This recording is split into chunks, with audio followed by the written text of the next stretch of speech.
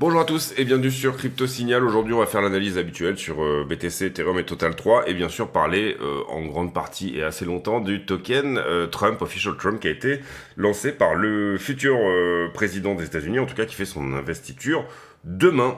Est-ce que ça va trop loin? Est-ce que voilà, on va se poser des tas de questions. Comment ça a été fait? Dans quelles conditions ça a été fait? Comment ça a été lancé? Quelle est bien évidemment la tokenomique de ce projet, etc. Donc on va ici aller voir un petit peu tout ce qu'il en est. Allez, intro.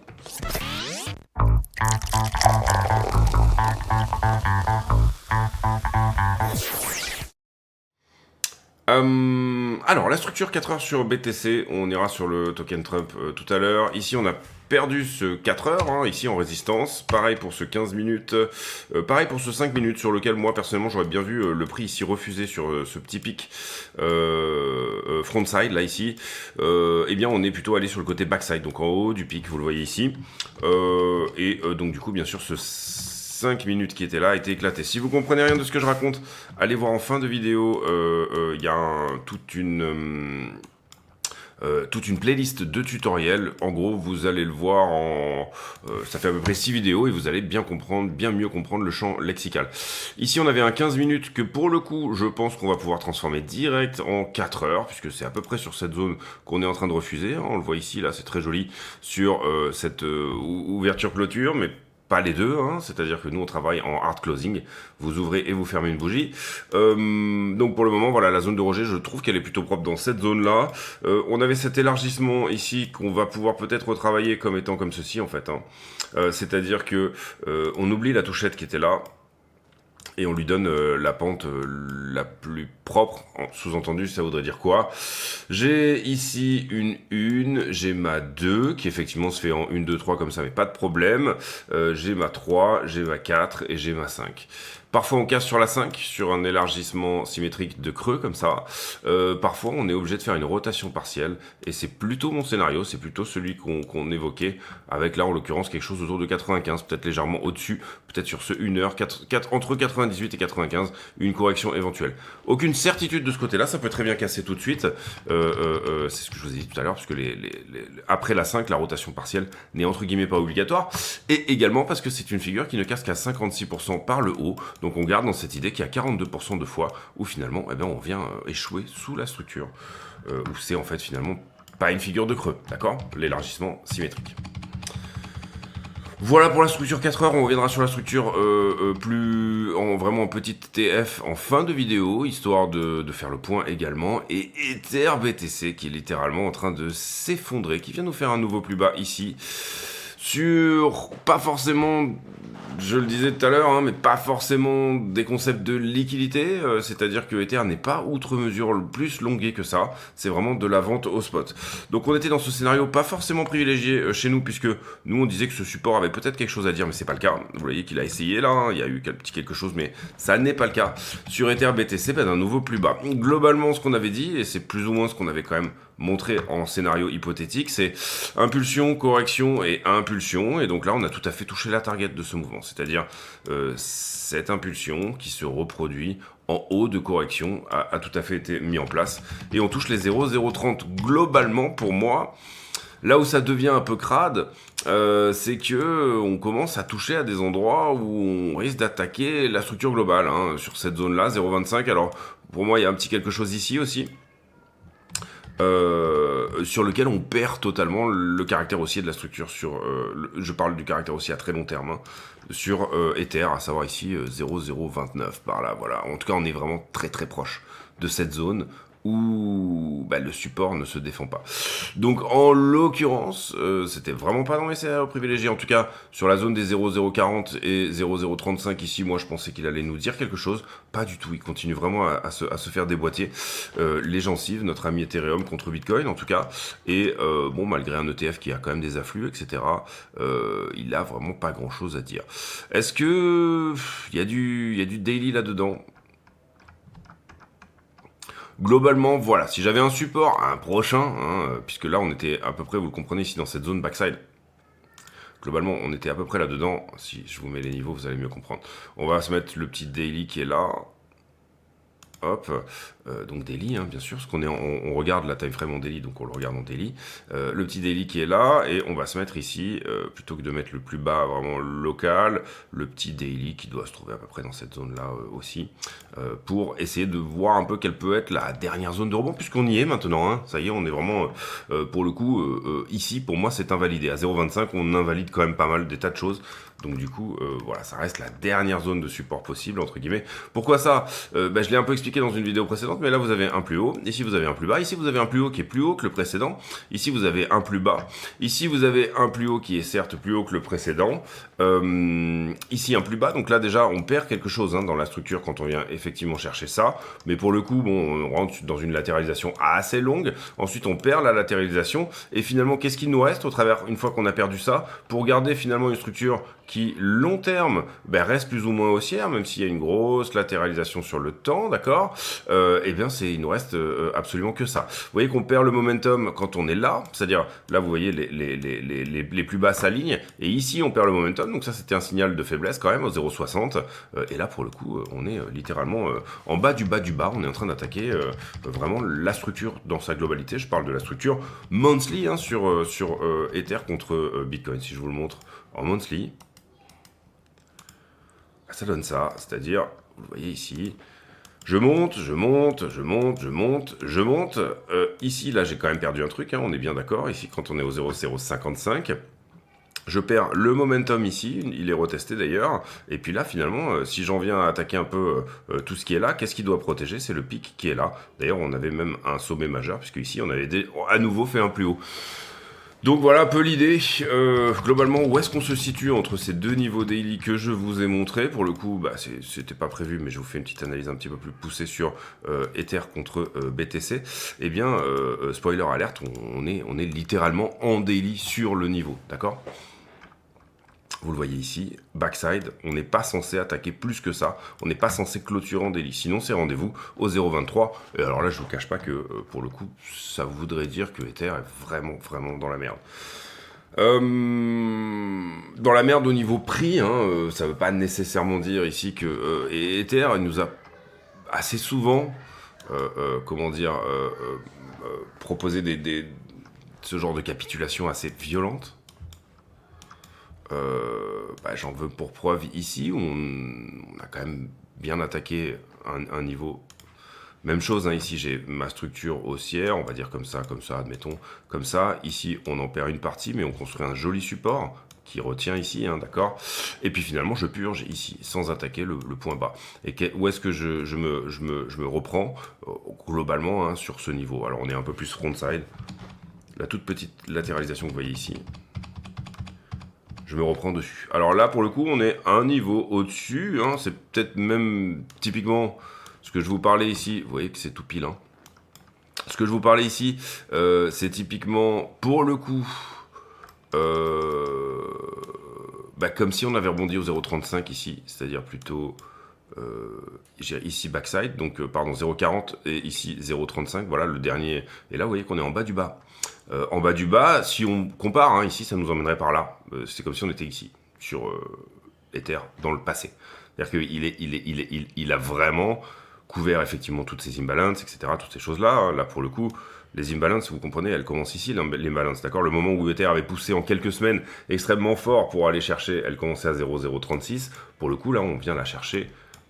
On ne rebondit pas, là il rebondit au milieu de son imbalance, j'espère être bien précis dans ce que je vous raconte là, voilà, ici, là, et là en l'occurrence on est vraiment au quasi bout du bout, et si on va plus bas, c'est là pour le coup c'est même plus la structure qui est altérée, c'est la structure qui est complètement retournée, d'accord? C'est-à-dire si on perd en l'occurrence là 0,17 je crois, pardon 0,22 dans un premier temps, et puis pourquoi pas 0,17 effectivement. En tout cas, c'est pas beau du tout. Maintenant, c'est ce que j'ai dit aussi pas mal de fois. C'est quand c'est pas beau qu'il faut s'y intéresser. Malheureusement, c'est ça la crypto. En soi, ça reste propre.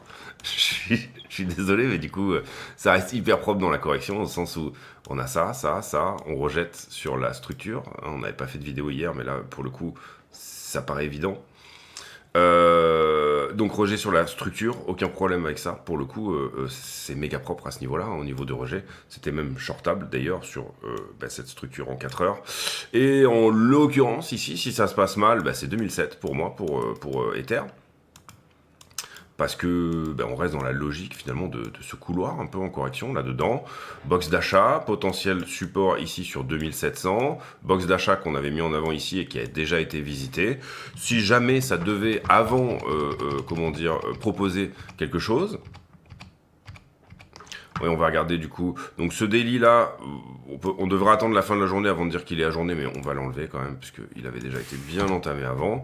Ici on a ce 1 heure, on va voir s'il a été entamé ou pas. Non, en l'occurrence il tient très bien, le petit 1 heure qui est là. D'accord, là. Et ce qui se passe là en ce moment, c'est que finalement vous avez un Bitcoin qui pousse un petit peu, qui reste en tout cas sur sa zone des 105 et un Ether qui corrige. Donc voilà. Globalement, et c'est ce que j'avais expliqué, on avait tenté d'expliquer pas mal de choses. Ether n'est pas américain, Ether est autre chose. Et il y a eu des déclarations un peu dernièrement qui disaient on va plutôt privilégier des choses comme des startups américaines. Startups, bon, maintenant on n'est plus dans le domaine de la startup en ce qui concerne par exemple Ripple et Solana. Mais en l'occurrence, ici, on est quand même plutôt dans du cocorico américain, ou plutôt dans du, dans du Yahoo IPO américain. On peut voir aussi ici si ça ne tient pas le 1 heure, je reste sur Ethereum, mais pour le coup, voilà, Ethereum est plutôt canadien, et la fondation est à Genève, je crois. Hop. Voilà, on peut voir aussi donc cette épaule tête épaule si jamais on ne regagne pas le niveau. Pour le moment, on est en train de le regagner, hein, ou en tout cas, on est au retest. Si ça rejette ici, ça veut dire que Ether va nous donner directement 2000. Je vous dis exactement, mais 2966, à savoir un retour sur le 4 heures qui est ici.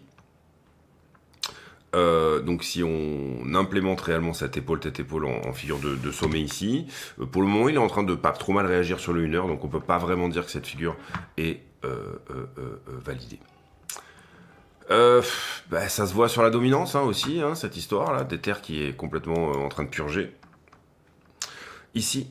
Alors globalement on avait dit ici, attention, si on commence à vraiment attaquer ce niveau-là, c'est pareil sur la dominance, on attaque la structure haussière, et vous voyez qu'on est effectivement en train de l'attaquer, et je dirais que, allez, en daily, le niveau n'est pas perdu, mais s'il se remet pas avant la fin de la journée, notre ami Ethereum ici, c'est un peu la même idée. Pour le coup, la dominance viendrait faire un tour dans ce qu'on appelle la zone institutionnelle de rechargement de longue.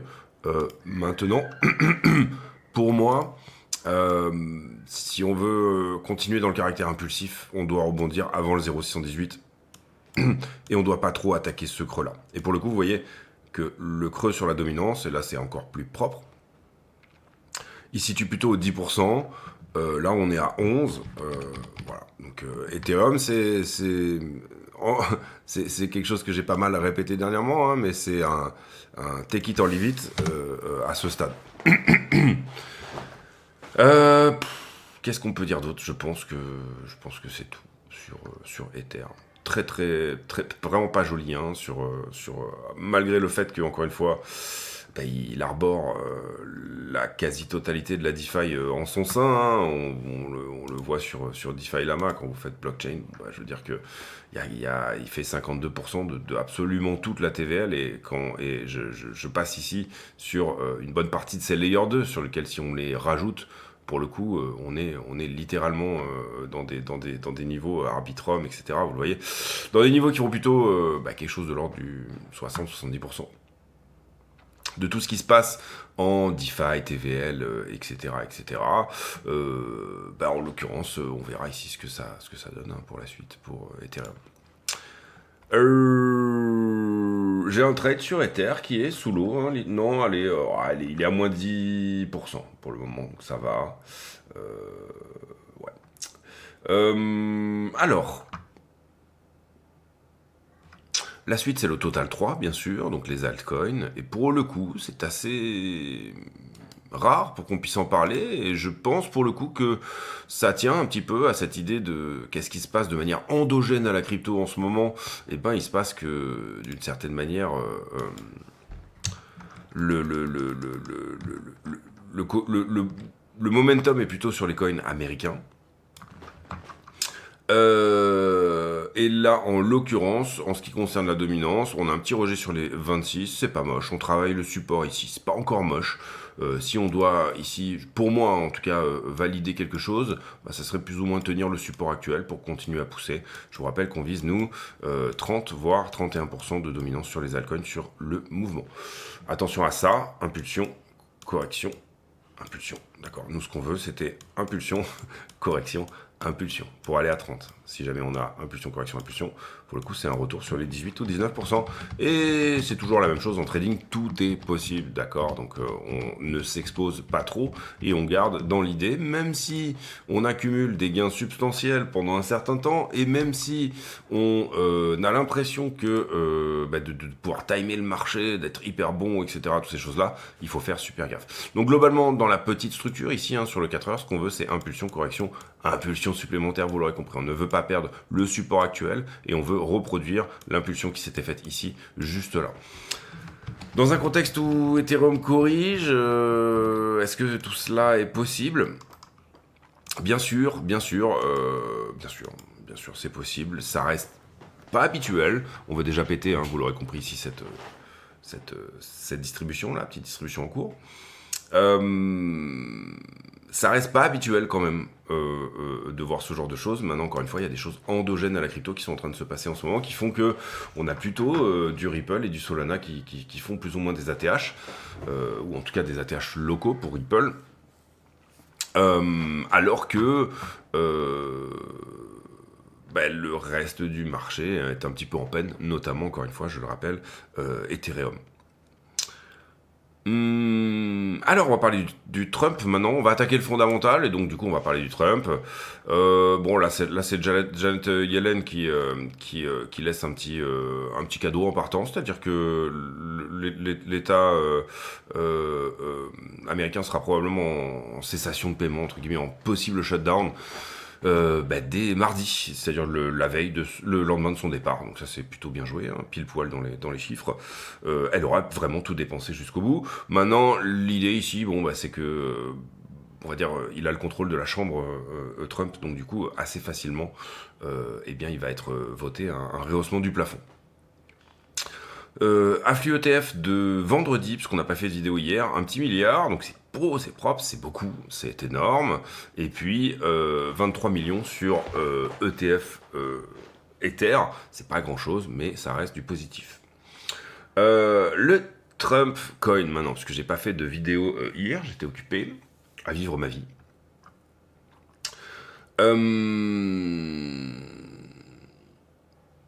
Alors, en Fully en FDV, donc capitulation si tous les jetons étaient en circulation, Fully Diluted Value, il est déjà 7ème, notre ami le Trump. Ça voudrait dire qu'il se valoriserait, si tous les jetons étaient en circulation, autour de 60 milliards de dollars. Pour le moment, comment s'est fait ce token ? Alors on va d'abord parler de la tokenomique à proprement parler, et puis ensuite on ira parler éventuellement de du reste. Il est 18ème, vous le voyez, il n'est pas 7ème. Pourquoi ? Parce que tout simplement, il n'y a que 20% des jetons qui sont effectivement en circulation. Sa capitalisation actuelle, elle est autour des 16,5 milliards. Pour un truc lancé depuis 2 jours, vous comprenez que ça n'a jamais été vu. C'est quelque chose d'énorme, d'accord ? Plus 15 000%, je ne sais pas exactement, en quelques jours, je sais pas exactement le chiffre, mais bon, vous voyez qu'on est parti, on est parti de loin, et encore une fois, vous comprenez ici que le truc est complètement en train d'exploser. Listing très rapide sur Binance, et je pense qu'il y a un listing Coinbase aussi, si je me trompe pas. Donc du coup, voilà, très très bien. C'est un contrat bien sûr qui est sur Solana. C'est un même coin, c'est un même coin Solana. Offre maximum au milliard. 200 millions actuellement en circulation. Qu'est-ce que ça veut dire? Ça veut dire que les créateurs se sont gardés 80% de la value, ce qui est, pour un même coin, relativement normal. Maintenant, ce qui est pour un coin qui aurait une certaine utilité ou quoi que ce soit, absolument pas normal.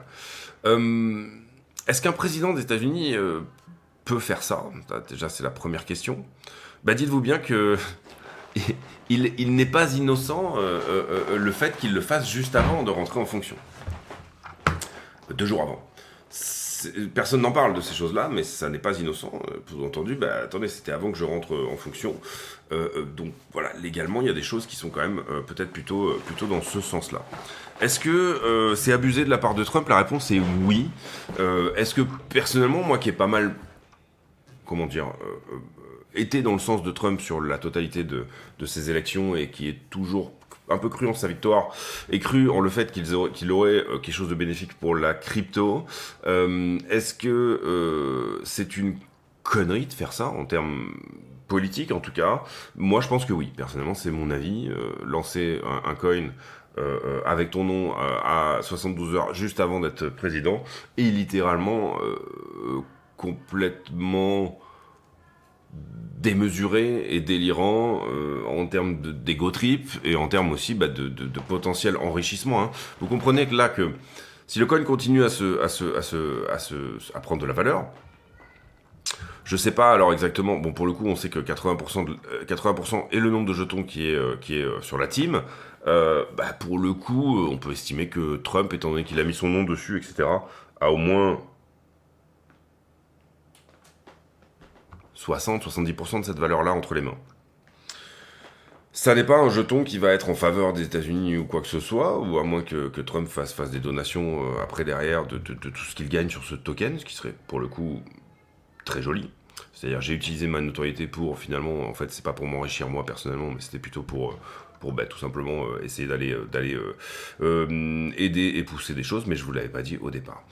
Dans la série du « Je vous l'avais pas dit au départ », il faut bien comprendre que comment s'est lancé ce coin. Il s'est lancé dans une énorme inauguration au travers où Trump avait invité toute l'industrie crypto. C'était plutôt dans l'idée ici de célébrer finalement quelques jours avant l'intronisation, j'allais dire, l'inauguration, enfin l'intronisation, on va utiliser ce terme-là qui est très royal, mais voilà. Tout simplement, il invite toute l'industrie crypto qui lui a quand même payé une bonne partie de sa campagne, d'accord.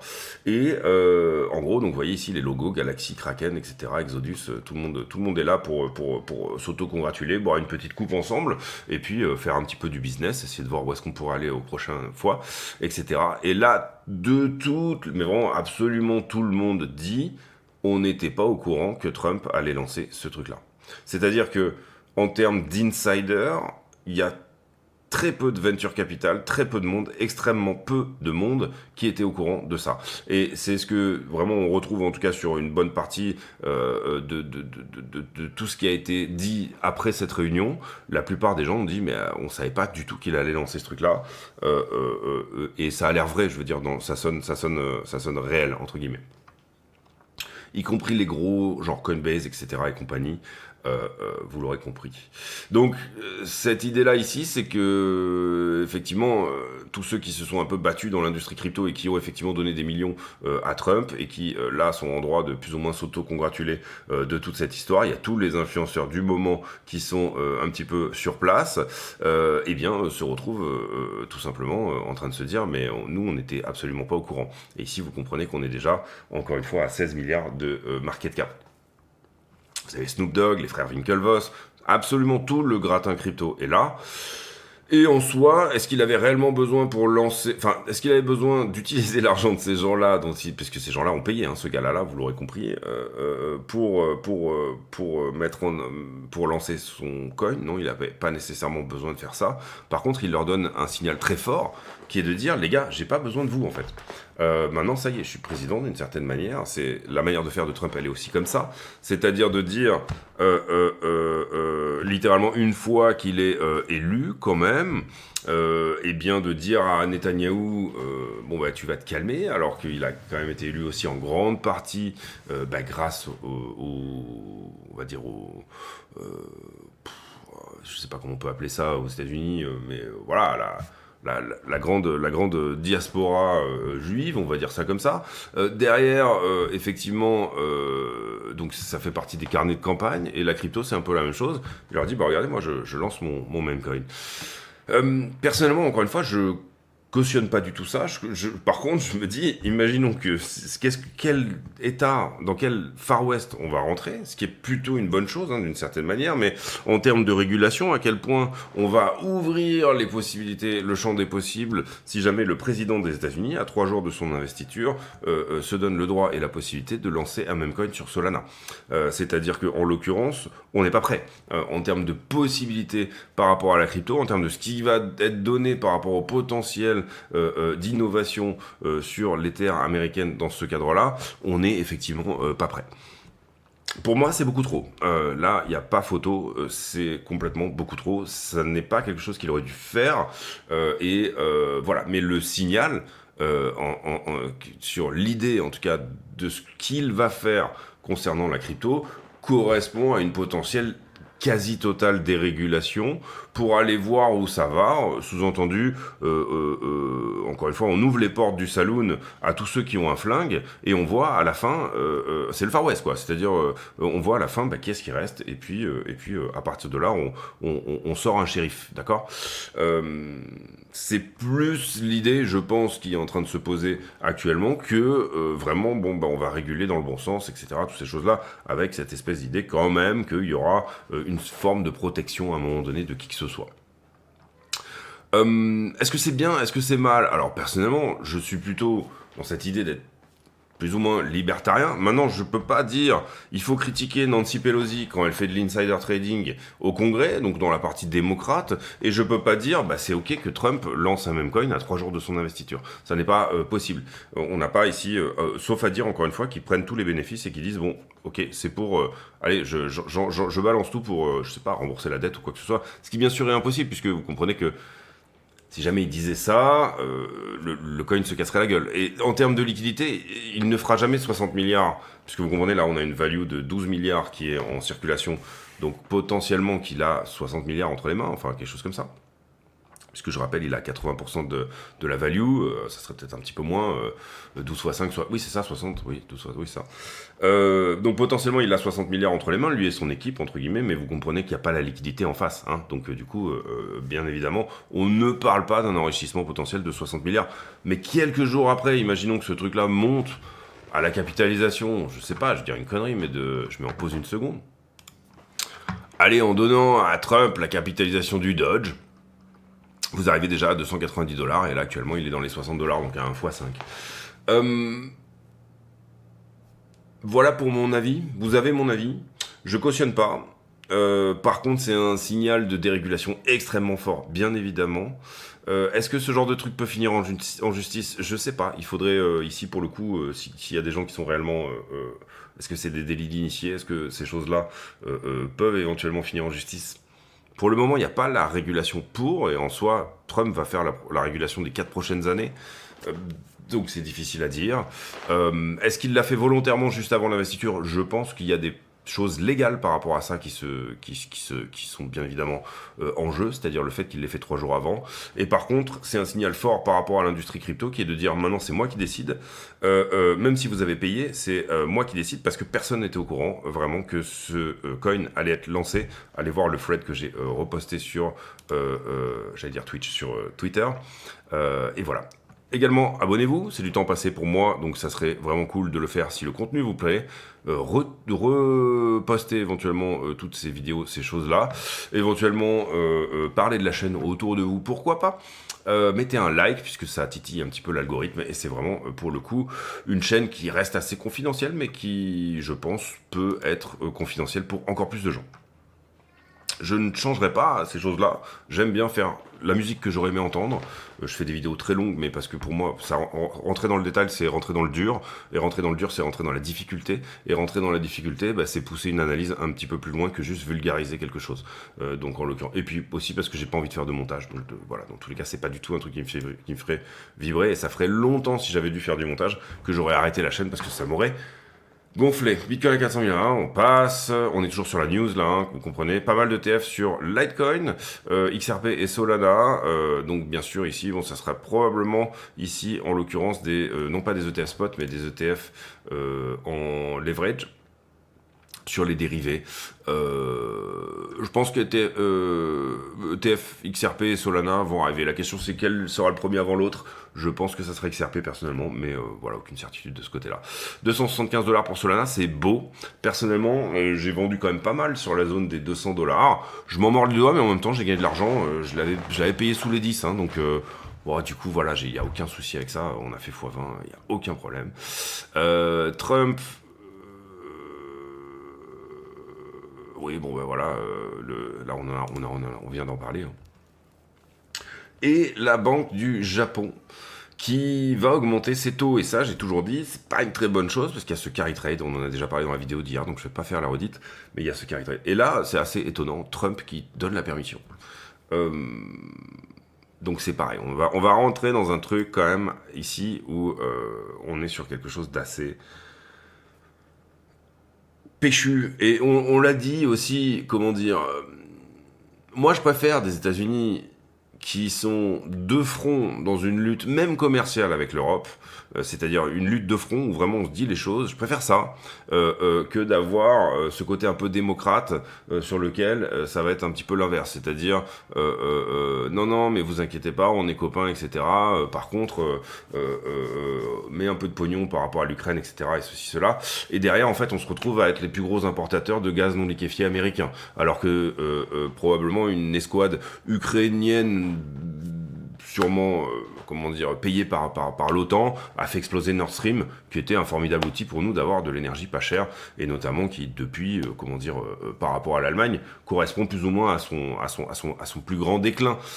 Donc ce qu'il faut bien dire ici, c'est moi, voilà, je préfère une guerre commerciale totale, ouverte, où Trump nous dit ah bah attendez, moi je vais mettre 50% de droits de douane sur le camembert à partir du moment où vous faites pas quelque chose pour que je sois pas en train d'importer autant de Volkswagen ou autre chose ou de Renault, parce que pour le coup sur les biens manufacturés, on va dire que l'Europe a un plus ou moins un déficit commercial avec les US. Je préfère qu'on se dise ça, qu'on se dise on est en guerre, derrière, bon, c'est toi qui as l'armée, c'est toi qui as l'empire, le contrôle des mers, hein, l'empire thalassocratique des États-Unis est bien connu, c'est toi qui as le contrôle de l'armée, etc. Donc du coup, bon, ok, tu t'es en position pour négocier bien. Maintenant, je préfère qu'on me dise ça que l'inverse. Je préfère également qu'on se pose éventuellement dans cette idée de dire, on se pose à table 2 minutes et on se dit, ben, ok. Donc là, du coup, en ce moment, les États-Unis, bien sûr, sont la première puissance mondiale. Ils sont la première puissance militaire également. On nous impose des droits de douane, etc. Est-ce que c'est vraiment un partenaire commercial de choix? Est-ce que c'est vraiment un partenaire militaire de choix dans la mesure où si Trump, Krypton, c'était Clinton avec crypto? Ouais, peut-être qu'il y a un lapsus là-dedans, Clinton. Ouais, bon, Trump et Clinton, il n'y a pas... Bon, bref. Trump nous dit, bon... maintenant, vous allez devoir payer pour votre propre défense. Vous, l'Europe, vous allez devoir mettre, par exemple, je sais pas, 5% de votre PIB dans votre défense. Nous, on va arrêter de payer pour vous. Ça nous coûte trop cher au niveau des États-Unis. Je préfère qu'on me dise ça et que du coup, l'Europe se construise sur une forme de défense qui est la sienne. Par exemple, sous-entendu que la Pologne achète plutôt du Rafale ou du français que d'aller acheter des F-16. D'accord? C'est ça, l'Europe. Moi, je veux bien donner de la thune à la Pologne si à un moment donné, elle me le rend aussi. Il y a peut-être un moment où il sera censé, pour nos politiques, de venir se battre pour nos pays. Si on voit l'Europe dans une dimension même fédérale, admettons, disons qu'on soit dans la fédération des États européens. Eh ben, il y aura toujours des lenders, il y aura toujours des zones qui seront nos anciens États, par exemple la France en ce qui nous concerne, admettons, pour lequel nos politiques qu'on aura élus devront se battre, d'accord? L'idée quand je vais élire un député PACA, c'est que ce député PACA-là se batte pour que la région PACA ait un maximum du budget français. Je suis désolé, mais c'est c'est ce pourquoi je suis en train de faire. Je le fais pas pour que ma région vienne péricliter pour le bonheur des autres régions qui sont en France. Donc si on pouvait à un moment donné réfléchir un peu à tout ça, ça serait peut-être une bonne idée. Une bonne idée également serait peut-être éventuellement de se dire, bon ben, est-ce que les États-Unis sont un si bon partenaire commercial que ça pour nous? Est-ce que peut-être à un moment donné, alors là je vais aller un petit peu loin, mais est-ce que peut-être à un moment donné, on voit pas, on diabolise pas, on ne diabolise pas Poutine un peu trop, alors que finalement, ben, nous qui faisons des très bons biens manufacturés, mais aussi une économie de services et de tourisme qui est fantastique, je parle France et Allemagne. Est-ce qu'il serait pas intéressant pour nous d'avoir tout simplement de l'énergie pas chère, mais également tout simplement de dire aux États-Unis, bah finalement ton GNL, j'en ai pas besoin, on remet Nord Stream en circulation et on n'a pas besoin de ton autorisation pour ça, parce que tout simplement on est des États souverains. Voilà, de rentrer dans cette logique un petit peu de guerre commerciale, etc. aussi peut nous permettre à un moment donné de taper sur la table, nous, et de dire, bah non, en fait, ça va un peu trop loin. D'accord, enlève les French fries, ne les appelle plus les frites françaises, appelle-les les Freedom Fries pendant 5, 20, 15 ans, comme tu veux. On n'a pas besoin de toi pour vendre notre foie gras et notre Châteauneuf du Pape. On le vendra aux Chinois et on le vendra aux Russes. Voilà, à un moment donné, je trouve que l'Europe a perdu toute marge de négociation, tout simplement parce que à aucun moment elle ne s'est mise en porte-à-faux de ce que disaient les États-Unis. Et effectivement, il n'y a pas d'Europe politique, effectivement, il n'y a pas d'armée européenne, donc sans armée, pas de politique, d'accord, on est d'accord. Et effectivement, il n'y a même pas de politique européenne en soi en termes de comment on voit finalement ces signaux-là vers l'extérieur, puisque au sein même des États, c'est extrêmement compliqué. Et vous ne pouvez pas créer un pays à partir de rien sans coercition. Ce que j'entends par là, c'est imaginer par exemple les grandes planifications en URSS. Ça s'est fait au travers de coercition. Et en l'occurrence, je ne pense pas, je parle du RSS, donc cette grosse fédération avec tout plein d'États dedans, qui a commencé à dire, bon maintenant, voilà, on sera effectivement une énorme fédération, et avec des plus grosses planifications sur 5 ans de ce qu'il se passe, etc. Vous aviez besoin pour ça de tout simplement annihiler toute forme de compétition politique, puisque vous deviez avoir des visions à 20, 25, 30 ans de ce qu'il allait se passer sur votre propre continent, État-continent, entre guillemets.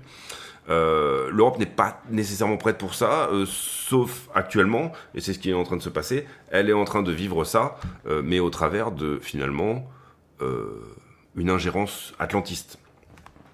C'est-à-dire que on est en train d'avoir ça en sous-main, sous couvert d'une pseudo-démocratie, mais bon, vous voyez, quand il y a des résultats, quand il y a des élections, que ce soit en Roumanie ou en Moldavie, ou ce genre de choses qui vont contre l'intérêt européen, donc américain, eh bien, on s'empresse de les annuler. Donc voilà un petit peu toute la réflexion. Je pense pas que l'Europe soit prête à ce stade pour dire aux États-Unis, va fanculo, mais peut-être que sous Trump, il va y avoir ce genre de split, et si ça se fait dans le bon sens, ça peut être finalement quelque part quelque chose d'intéressant. Apple et Google qui enlèvent TikTok, on reste dans le même délire un petit peu mégalo et ego trip américain qui est là depuis une 50aine d'années, hein, et plus même, depuis tout simplement la Deuxième Guerre mondiale, je dirais, où on a vraiment complètement explosé dans ce contexte-là. Et puis bien sûr, 71, non-convertibilité du dollar en or, où on est vraiment ici en train de payer le déficit américain, hein, et que le reste des États, par une demande induite par le dollar, j'ai fait pas mal de vidéos là-dessus, mais finalement est en train de se farcir tous les problèmes américains sans avoir de retour en contrepartie. On paye du pétrole en dollars, donc ça bénéficie aux États-Unis alors qu'on l'achète en Arabie Saoudite, d'accord ? C'est typiquement ce pourquoi on marche sur la tête depuis extrêmement longtemps. On a créé l'euro, qui était censé faire quelque chose contre ça et qui n'a jamais rien fait. C'est-à-dire que jamais du pétrole n'a été payé en euros à n'importe quel endroit. Désormais, c'est plutôt même le yuan ou le rouble qui commence à se positionner. Mais aussi au moment où on gèle les avoirs russes, où les Américains disent on va geler les avoirs en dollars, et nous on gèle aussi les avoirs en euros. Et c'est là que même un Saoudi se dit j'ai aucun intérêt à posséder de l'euro plus que du dollar. Donc un Saoudi qui se dit moi parfois je vais peut-être avoir, je dis un Saoudi mais ça peut être n'importe qui d'autre, un Libyen, ce que vous voulez, voilà, quelqu'un qui est dans des pays un peu touchy, on va dire en termes de droits de l'homme, etc., qui avait une partie de sa richesse dans une monnaie plutôt stable, qu'il appréciait parce que personne venait trop lui casser les couilles, et bien à ce moment-là il va regarder l'histoire, il va se dire autant que ce soit en dollars, parce que finalement en euros ça vaut la même chose, et donc c'est pour ça qu'aujourd'hui un euro égale un dollar, tout simplement. Parce que l'armée américaine et l'armée européenne sont mixtes, c'est l'OTAN, et parce que vous n'avez aucun intérêt géopolitique à avoir plutôt de l'euro en poche que du dollar. Et c'est tout ce pourquoi avait été créé l'euro à la base, contrer le dollar, avoir une certaine forme créer une forme de demande interne et contrer le dollar, et à aucun moment donné cela ne s'est mis en place, puisque aujourd'hui 1 euro égale 1 dollar, et on a confisqué les avoirs en euros des Russes, mais pour le coup ça aurait pu être les Indiens, ça aurait pu être ce que vous voulez, le signal est le même, c'est pas tellement la question.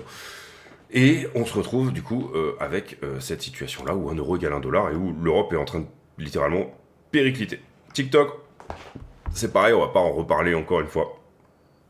Mais c'est cette idée que un réseau social, c'est un réseau social, c'est ce que vous en faites dans votre pays. À ce moment-là, pourquoi nous, en Europe, on ne banne pas Google ?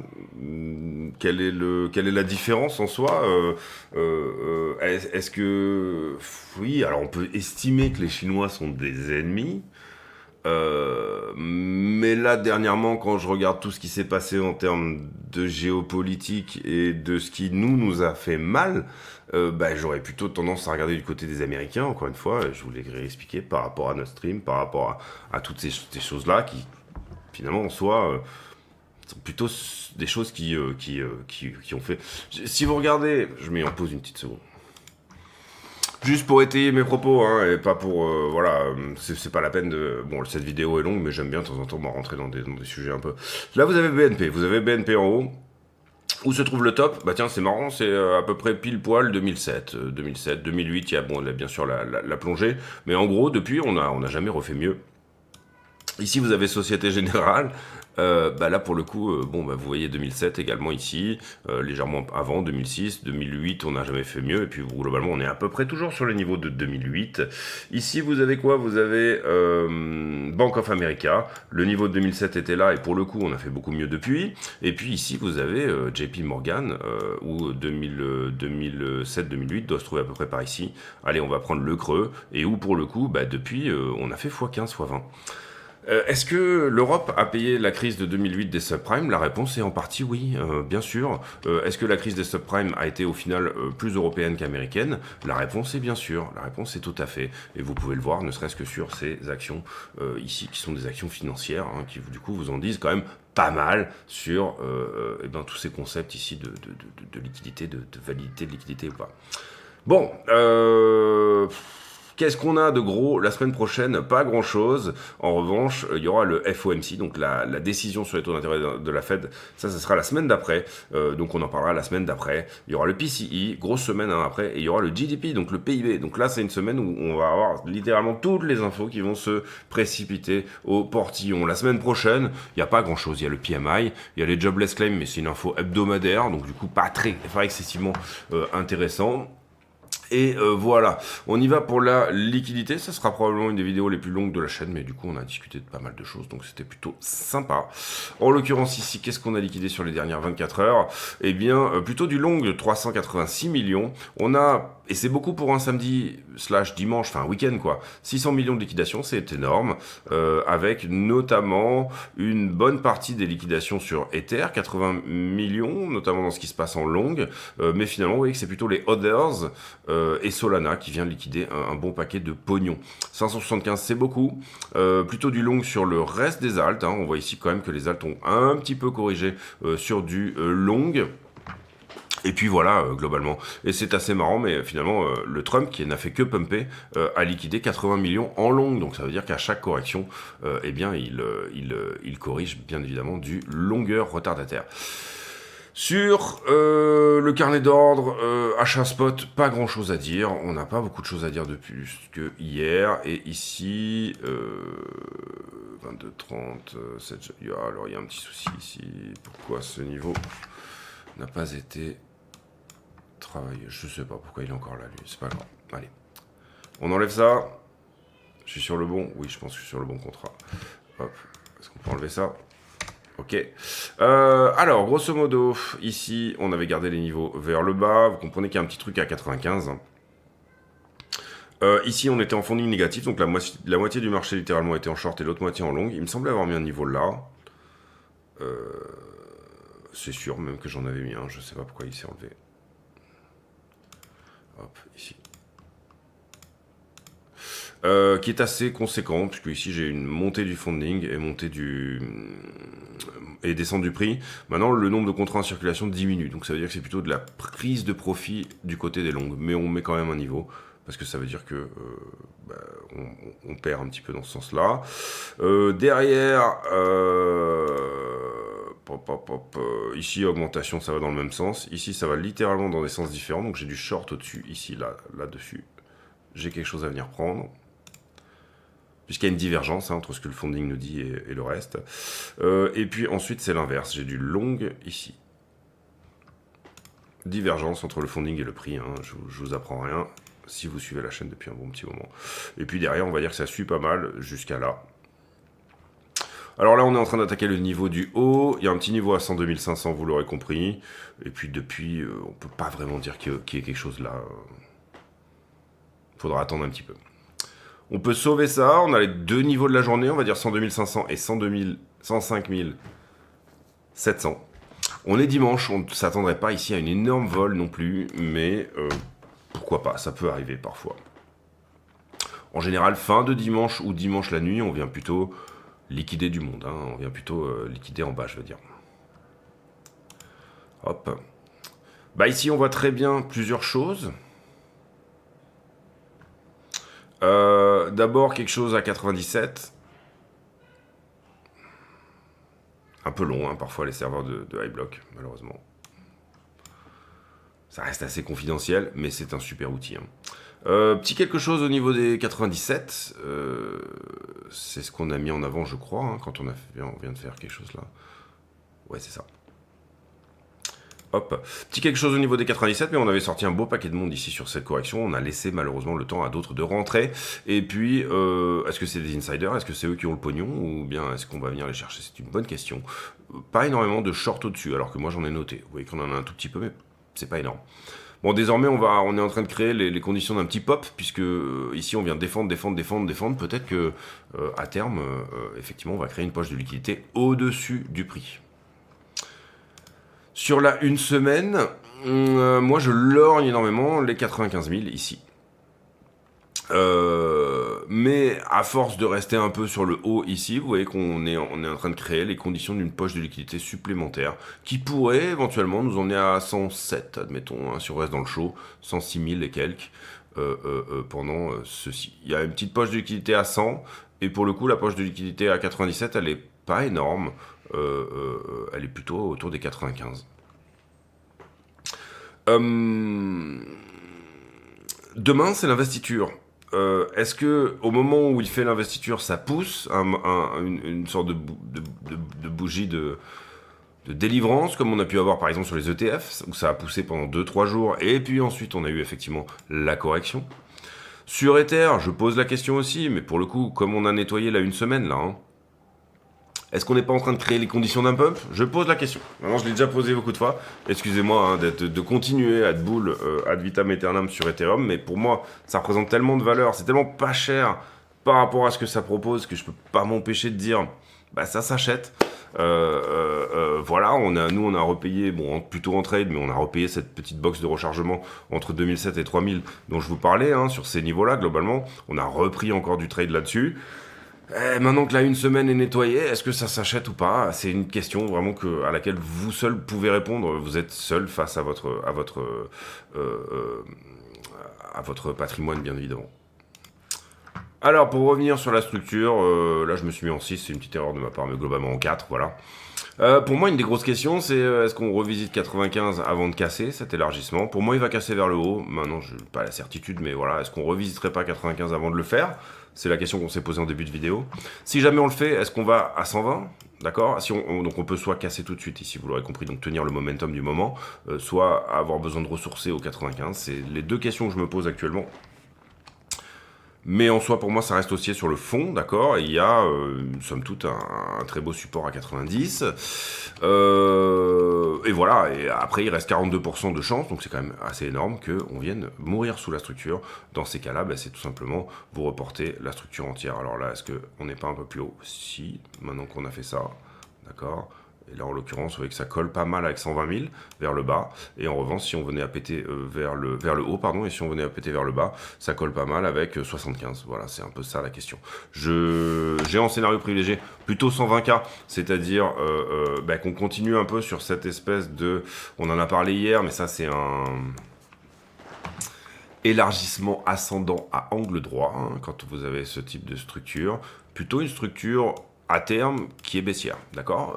C'est pas non plus une incroyable structure en termes de target, mais en soi, elle est plutôt baissière, c'est-à-dire c'est plutôt une structure de top qu'une structure de continuation. Néanmoins, 120 déjà, pour un premier move, avant une correction substantielle plus importante, je trouve que ça serait très joli, ok. Je dis pas qu'on va toper à 120, et je dis pas que, à l'inverse, on va à 75, je dis rien de tout ça, je dis juste, on prend la situation, on regarde qu'est-ce qui pourrait être les suites, et on regarde qu'est-ce qui pourrait être les points d'entrée intéressants. 75 ici n'a jamais été retesté, c'est un point d'entrée extrêmement intéressant. 120 est un point de sortie intéressant, en partie. Ça ne veut pas dire que vous vendrez ici toute votre crypto, mais ça veut dire que peut-être vous aurez sur vos trades, en tout cas, des choses à venir sortir, que votre capital de trading ici aura quand même très très bien fonctionné, on va pas se le cacher. Et puis voilà l'idée. Allez, on va sur la petite TF et on fait la conclusion. Alors on avait très bien tenu le 1 heure qui est là, on le rappelle. Ici on est à l'attaque ici de ce 4 heures. On peut éventuellement faut monter un 15 minutes, ça serait pas déconnant, à peu près par là.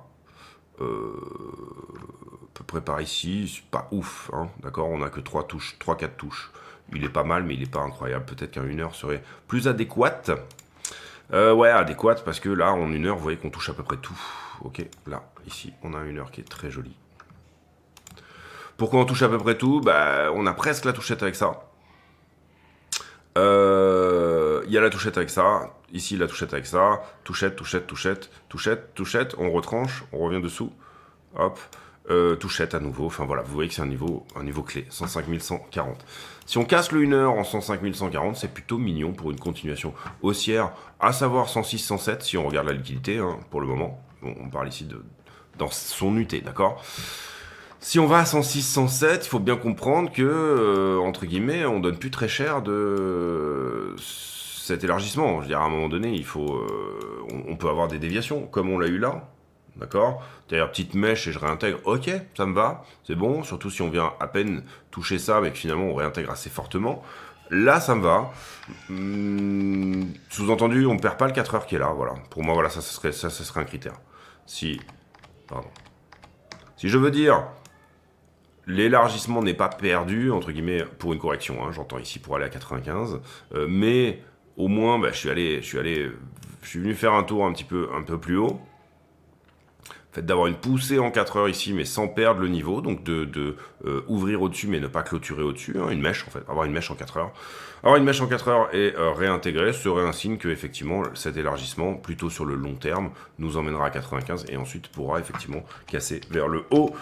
A l'inverse, ne rien faire de tout ça, c'est-à-dire faire un double top ici hein, et corriger à partir de là, ne pas casser le 1 heure, etc. Toutes ces choses-là me dirait peut-être plutôt qu'on a besoin de ressourcer à 95 et ou 98.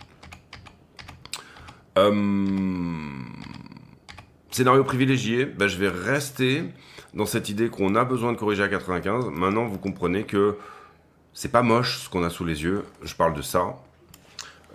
Pourquoi? Parce qu'à chaque fois, on a des prises de liquidité, mais les mèches sont très jolies vers le bas. Vous le voyez ici, on a que des espèces de doji, enfin de bougies qui ressemblent un petit peu à ça. Et ça, théoriquement, c'est pas moche. Ça veut dire qu'il y a une belle défense. Momentum est comme suit. Le momentum qui était là a été perdu. Le momentum long terme, j'ai l'impression qu'il est tenu. C'est lui qu'on va garder pour le moment, d'ailleurs. Long terme, hein, vous comprenez, on regarde depuis une semaine, mais... Ouais, il est un peu altéré quand même, mais il n'est pas non plus perdu, d'accord? Ici, dans une TF 1 heure, cette trend-là n'est pas perdue. On pourrait même d'ailleurs... Histoire de, hein, voilà, histoire de faire les choses bien. Je le fais pas tout le temps, ça, mais bon, voilà, ici, quand même plus propre, si jamais on faisait très exactement ça. C'est-à-dire donner à chaque trend une temporalité, elle aussi. Ça, c'est des choses que, théoriquement, on devrait faire. Moi, je prends pas le temps, je suis plutôt feignard. Là, vous voyez qu'en 1 heure, elle vient d'être cassée. Donc, il faudrait la temporaliser plutôt en 4. D'accord?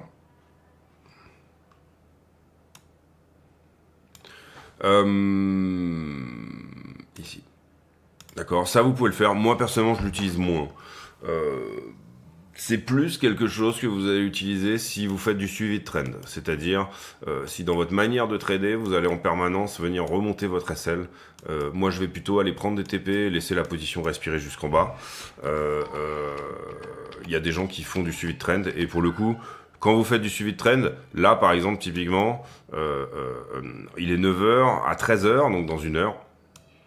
Si jamais cette bougie a effectivement clôturé, là vous voyez que celle-ci n'a pas clôturé, il y a encore un petit bout de la bougie qui est dans la time frame 4 heures à l'intérieur. Si cette bougie a clôturé 4 heures dans la time frame que vous ne vouliez pas voir, sous-entendu ici dans votre accumulation, vous avez cette idée d'une 4 heures qui ne doit pas clôturer, vous comprenez que vous pouvez décider de couper votre trade alors que normalement votre SL il devrait être par là ou par là, d'accord? C'est-à-dire que, y compris là, sur une zone de prix à 105, plutôt que d'attendre 102 000, vous avez le droit de vous dire non, bah non, je vais pas attendre en fait, finalement, je considère que la trend est perdue, boum, je sors de ce trade. C'est plutôt, je dirais, quelque chose qui va être utilisé pour des gens qui traitent de la petite UT, de l'intraday, des choses comme ça, en trade de position, comme en ce moment, moi je trade, c'est-à-dire que je cherche à pas trop me prendre la tête, moi, en ce moment. Je bouffe un trade, c'est bien, il est dedans, j'ai pas trop besoin de passer ma journée devant l'écran, là où avant j'étais quand même beaucoup plus dans ce type de choses, c'est-à-dire du trading vraiment intraday et plutôt passer 2-3 trades par jour qu'autre chose. 2-3 trades par jour c'est peut-être beaucoup, mais ouais, on va dire un trade par jour minimum. Et ben là pour le coup ça a vachement d'intérêt sur des TF 5 minutes etc. Ça peut vous aider à avoir ce critère de la décision qui dit bon je sors. Voilà, scénario privilégié en ce qui me concerne. En fait, on va se mettre comme ça. Je trouve que ça c'est mignon. Attendez, hop. Je trouve que ça c'est mignon, d'accord? Impulsion, correction, et pourquoi pas une impulsion supplémentaire. Par contre je trouve que ça c'est très moche. D'accord. C'est-à-dire que là, ça larve un petit peu. Alors, on est dimanche, hein, on va pas non plus... ici, samedi, voilà, vendredi, correction le samedi, et le dimanche, c'est mou. Donc voilà, on reste dimanche, quoi. On n'est pas non plus sur un jour où les institutions sont là. Mais malheureusement, je trouve que ça, c'est un petit peu plus mou. Donc, je pencherais bien pour, à minima, une flat, d'accord? C'est-à-dire, ici, si on doit continuer à avoir que tout le dimanche, que toute la journée d'aujourd'hui qui a été légèrement haussière, soit finalement retracée en fin de journée, à savoir passer sous 102. Si jamais on perd ça, pour le coup, on vise 95, et on dit c'est un rejet par l'élargissement. qui va derrière venir ressourcer et potentiellement venir recasser par-dessus. Donc ça sera une opportunité peut-être, si on va à 95, de rouvrir à nouveau un trade en longue et de prendre la différence. Aller shorter ça, difficile, je pense. Maintenant, on commence à avoir les conditions. Si, encore une fois, j'avais fait plus de l'intraday et du daily, j'aurais peut-être pris ce short. C'est-à-dire, je refuse sur ce niveau-là, backside. Ici, je refuse sur ce 4 heures. En même temps que d'avoir un niveau horizontal, j'ai quelque chose d'oblique. Alors là, c'est pas une distribution, c'est moins puissant. C'est plus ce côté élargissement, d'accord. Donc il n'y a ni distribution ni accumulation. On est en train de se balader en crabe, et tout en allant à chaque fois chercher les liquidations du haut et les liquidations du bas. Vous comprenez que c'est ça un élargissement, hein. C'est un range qui dévie en haut, en bas, à chaque fois plus fort, de plus en plus fort, d'accord.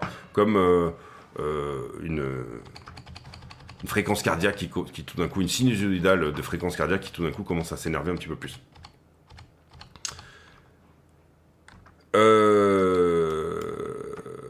Oui, donc les conditions d'un short, effectivement, pour moi, il y a quand même quelque chose, c'est-à-dire un niveau, quelque chose d'horizontal.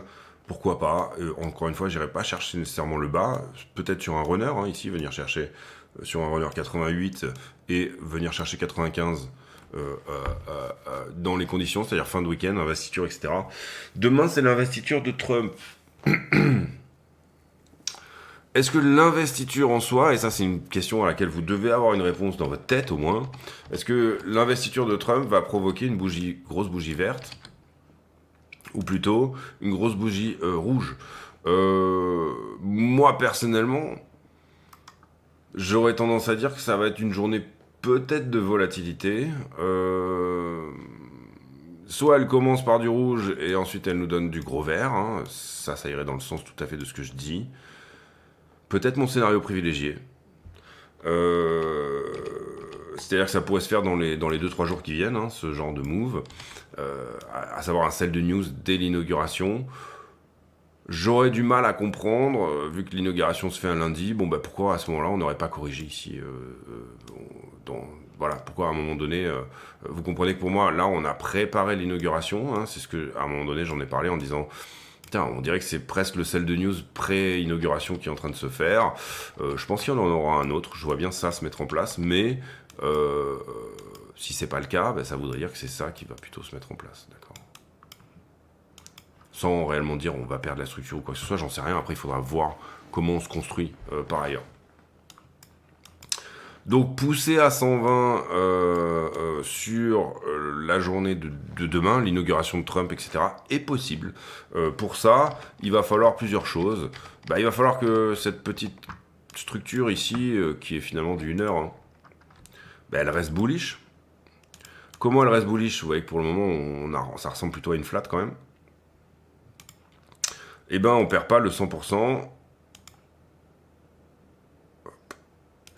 On perd pas le 100%, donc on corrige au maximum sur 102 000 pour avoir une flat régulière. Ça serait une flat régulière.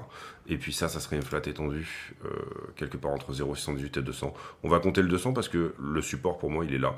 Donc en gros, pour faire simple, on va les labeller tous les deux. Flat normal.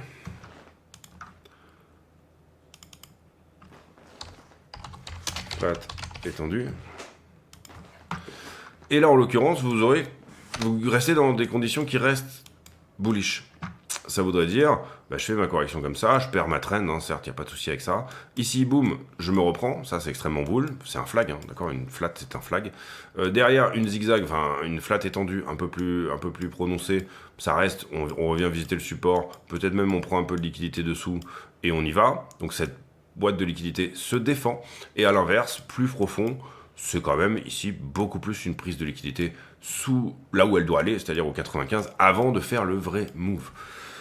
Scénario privilégié pour moi, on est baissier sur la début de journée demain et on se reprend après-demain ou après-après-demain, mais en tout cas il y a un sell de news sur l'investiture de Trump. J'en suis pas sûr, mais c'est quelque chose que je joue depuis plusieurs semaines, auquel je pense depuis plusieurs semaines. Je pense que la journée d'inauguration sera plutôt baissière. Ceux qui avaient joué le trade vont peut-être plutôt se dire bon, ça a bien poussé.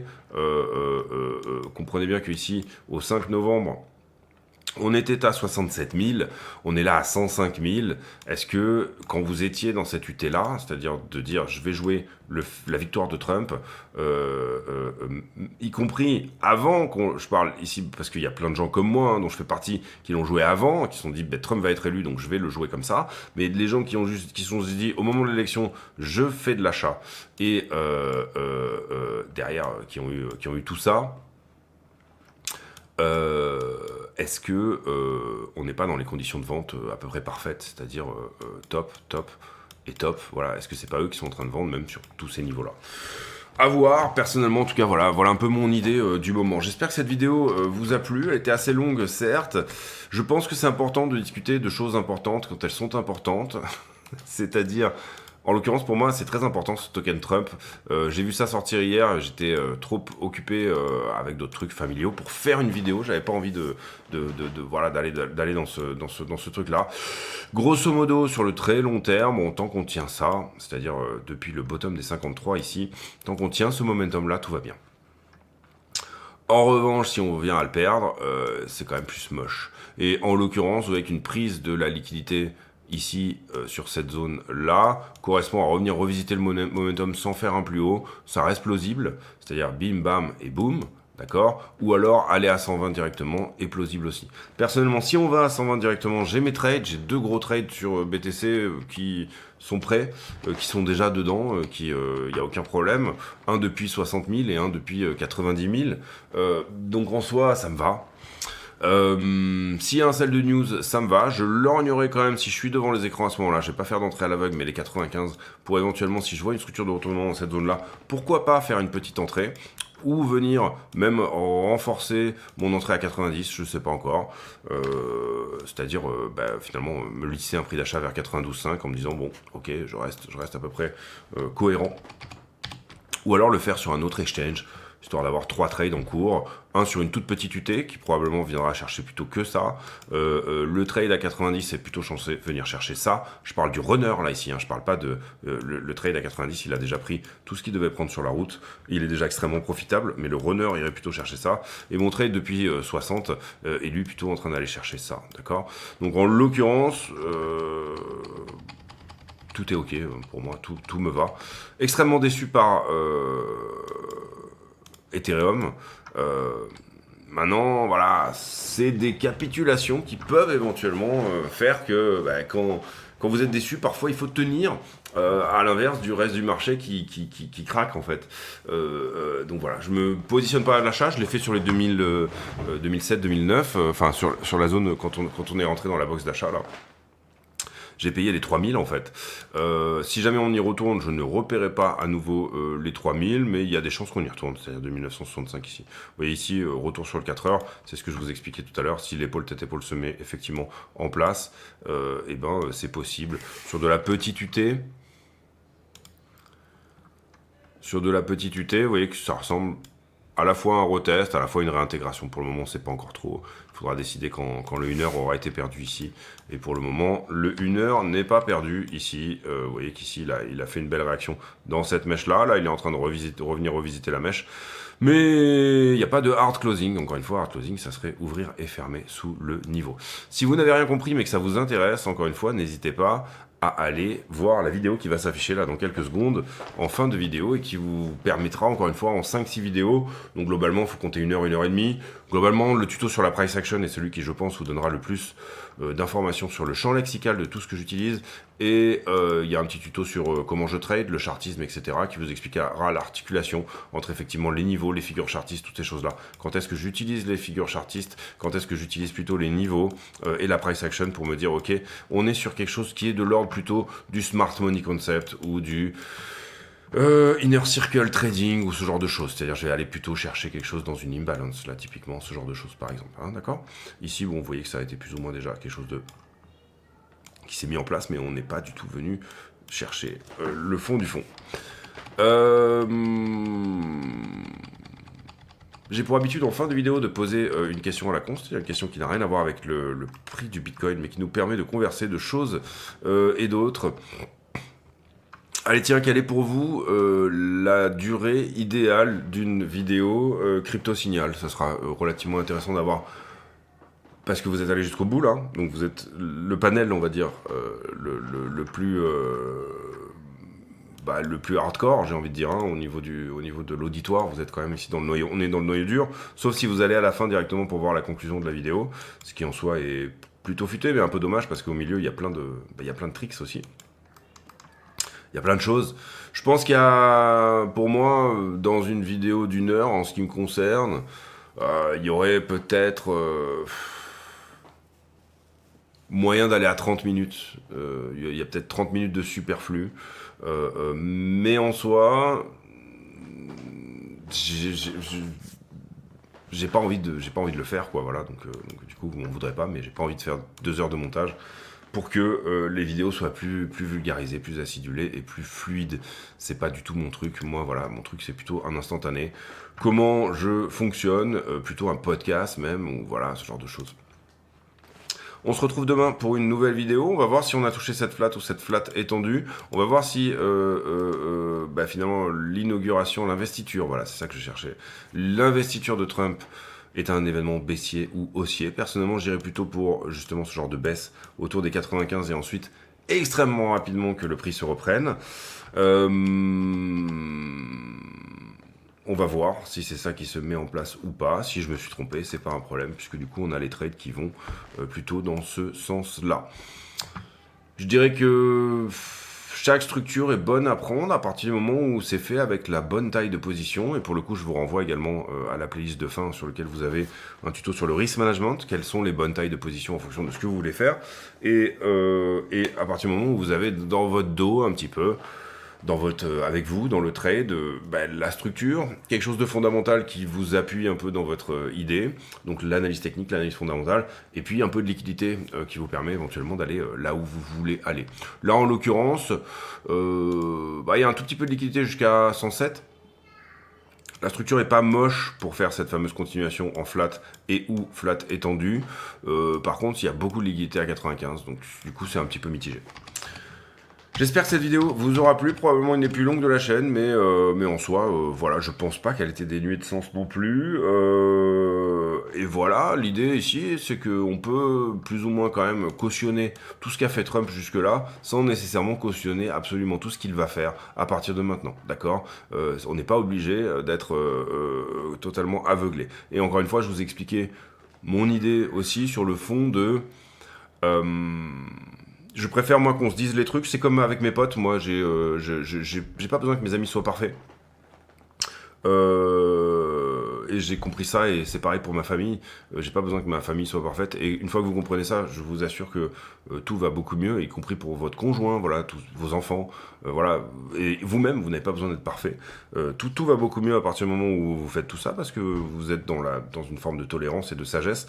Mais je préfère qu'on me dise les choses violemment, ceci, cela, et c'est plus ou moins ce que fait Trump quand même, en disant, nous, on va se battre pour ça, c'est-à-dire déficit commercial des États-Unis, non, on n'en veut pas. On est la première puissance, on paye pour tout le monde, on veut arrêter que ça soit le cas, etc., etc., etc. Voilà, quelque chose de beaucoup plus amical que de juste je te fais un câlin et en même temps je te mets un coup de couteau dans le dos. Voilà, on va pas se mentir quand même, il y a un moment où ça commence à bien faire. Et au niveau des États-Unis, d'une manière générale, ça commence à bien faire. Que ça soit dans l'hégémonie, voilà, ça va bientôt faire... Ça va bientôt faire une centaine d'années, presque, maintenant, Première Guerre, Deuxième Guerre mondiale, etc., que petit à petit, les États-Unis sont premiers. C'est pas des cycles normaux, normalement, on est plutôt sur des cycles de 100 ans, quelque chose comme ça. Là, au travers du monétaire, ils ont réussi vraiment justement à se réinventer, puisque, je le rappelle, on passe de l'étalon or à l'étalon dollar indexé sur l'or, à l'étalon dollar en change flottant, 71, et là, on a ce nouveau truc qui est peut-être en train d'être proposé par Trump, qui tient à la crypto, qui est une très bonne nouvelle pour nous, mais en soi, qui est peut-être un nouveau revirement pour essayer de garder le lead. À partir du moment où vous avez le lead au niveau monétaire, vous avez le lead, vous avez un glitch, vous avez un cheat code par rapport au reste du monde qui fait que, de toute façon, vous êtes devant. Je ferai peut-être une vidéo entièrement dédiée là-dessus, ça pourrait être éventuellement intéressant. Je vous laisse là-dessus, on se retrouve demain. Bon dimanche à tous, en espérant que vous allez vous porter bien, voire très très bien, pour ce très joli week-end et cette investiture de notre ami Donald. À très bientôt. Trompez le bouton.